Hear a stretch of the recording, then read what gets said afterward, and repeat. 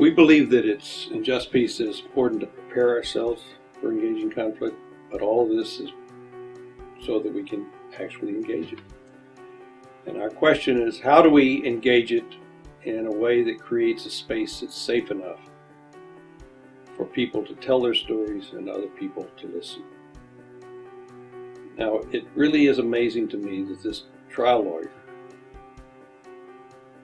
became convinced that the best way to do this is something known as the circle process. I first learned about the circle process from Chief Justice Yazzie of the Navajo Nation. We were on the board of the Journal of Law and Religion together, and he told me about how he was moving towards having circles of peace-building circles in his courtroom. And he explained to me the process using a talking piece and the like. I then studied circles with Howard Zehr at Eastern Mennonite University.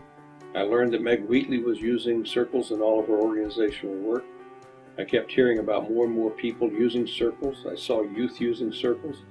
And the most convincing thing for me was when I heard Ezra Earl Jones, the head of the Board of Discipleship of the United Methodist Church, tell me that he just returned from the most amazing conversation, the best conversation he'd ever had, with folks from Microsoft, and it involves something known as a circle process. Why is it that we find this to be so helpful? Well, first of all, it always begins with ritual. We recognize that God is with us.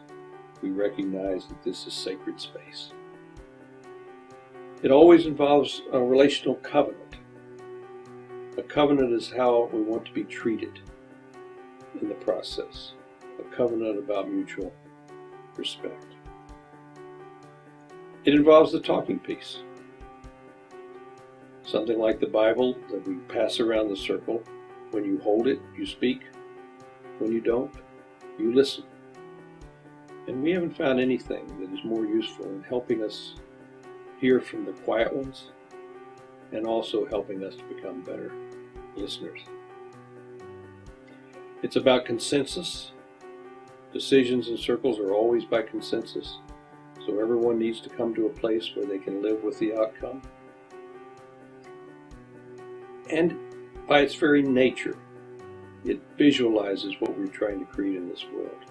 That sense of interconnection, that sense of interdependence, our needs for each other, our sense of unity, the greater unity of all of life, and our common responsibility and accountability for the results of our conversations. One of my early experiences of a circle process occurred at a youth peace camp.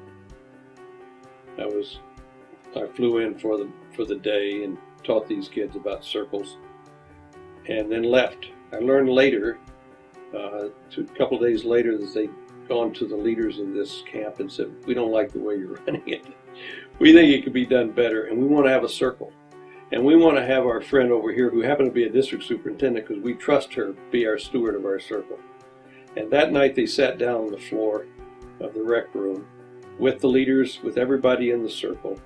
And that night they not only reshaped the rest of that week, they planned next year's conference together. Circles are powerful. They're used in a lot of different contexts. They are very helpful when people are in deep conflict.